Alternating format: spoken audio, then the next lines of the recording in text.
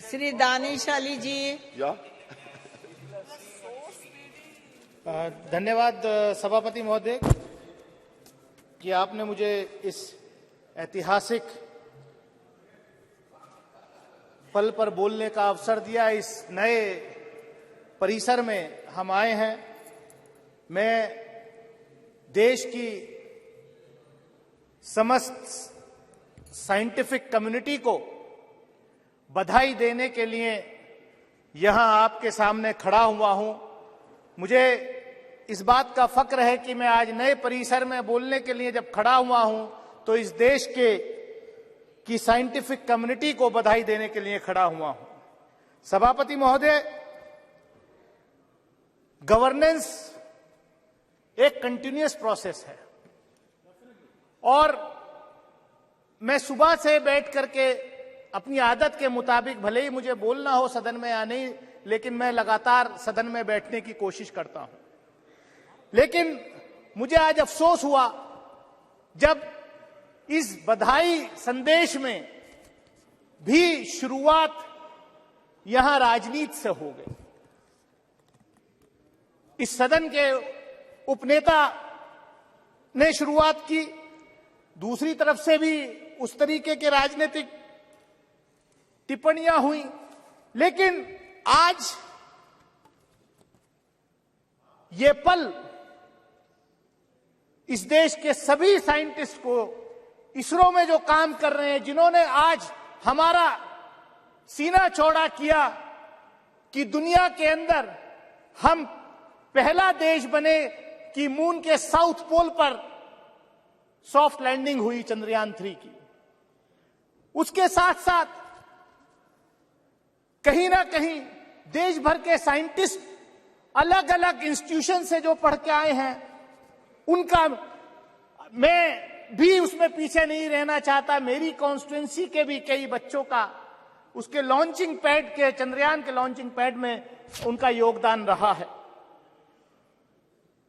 सभापति महोदय, इस सदन ने कल विमेन्स रिजर्वेशन बिल भी पास किया और चंद्रयान 3 के सफल लैंडिंग में महिलाओं का बहुत बड़ा योगदान, फीमेल साइंटिस्ट का बहुत बड़ा योगदान रहा है।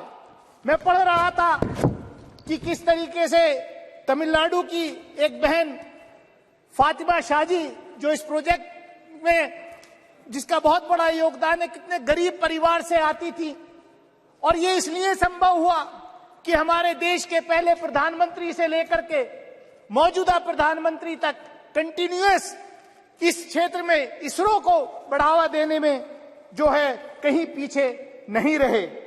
पंडित जवाहरलाल नेहरू इस देश के पहले प्रधानमंत्री, उनके साथ जो शिक्षा मंत्री मौलाना अबुल कलाम आजाद थे, उनके जमाने में उन्होंने जो IIT वगैरह जो बड़े इंस्टीट्यूशंस खोले, उसका आज नतीजा हम ये देख रहे हैं।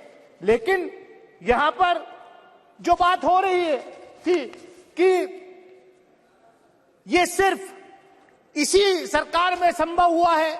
मैं बधाई देना चाहता हूं प्रधानमंत्री आदरणीय नरेंद्र मोदी जी को कि वो इतने लकी प्रधानमंत्री हैं कि पिछले प्रधानमंत्रियों के डाले हुए दाने, बोए हुए बीज की फसल काटने का मौका आज उनको मिल रहा है। यह अच्छी बात है। लेकिन यह भी सच्चाई है कि पिछले बजट में इसरो का 8% एलोकेशन बजट में कम हुआ है। यह किसी से छुपा नहीं है, क्या ये किसी से छुपा नहीं है। और हमने देखा पिछले दिनों सभापति महोदय, इस सरकार में जिस तरीके के अपॉइंटमेंट्स हो रहे हैं, और मैं कंक्लूड कर रहा हूं, जिसमें कुछ ज्यादा है भी नहीं, मैं कंक्लूड कर रहा हूं। हमने देखा कि पिछले दिनों मंडी के IIT के एक डायरेक्टर का वीडियो वायरल हुआ कि ये जो हिमाचल प्रदेश में जो बाढ़ फ्लड आया है, यहां जो भूस्खलन हुआ है, ये इसलिए हुआ है। मतलब IIT का डायरेक्टर ये सरकार कैसे अपॉइंटमेंट कर रही है कि वो कह रहे हैं कि क्योंकि ये लोगों ने यहां नॉन वेजिटेरियन इस देश में खाना शुरू कर दिया है, इसलिए जो है ये सब आपदा आ रही है। कैसी अनसाइंटिफिक बात लोग कर रहे हैं यार, ऐसे लोगों के खिलाफ कोई कार्रवाई नहीं। मैं सभापति महोदय, मैं इतना ही कहूंगा कि जो साइंटिफिक कम्युनिटी है हमारे देश की, उसको हमें जो है बढ़ावा देना चाहिए।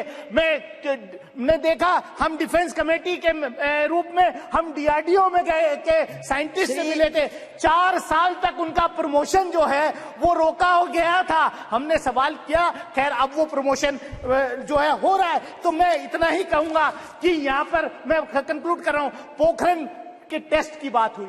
1974 में न्यूक्लियर का टेस्ट हुआ, बाद में वाजपेयी जी के नेतृत्व में भी वो पोखरण 2 हुआ, लेकिन पोखरण 2 की तैयारी नरसिम्हा राव जी के जमाने में हो गई थी। मैं रिकॉर्ड पे कह सकता हूं कि देवेगौड़ा जी जब प्रधानमंत्री थे, फाइल आई थी उनके पास, लेकिन उनको एडवाइस किया गया, नहीं साहब हम करेंगे।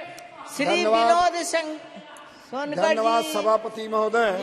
महोदया, मैं अपने को सौभाग्यशाली मानता हूं कि इस नए संसद भवन में जो आने वाले युगों तक देश का राष्ट्र के निर्माण में अपना योगदान देगा, और प्रथम विशेष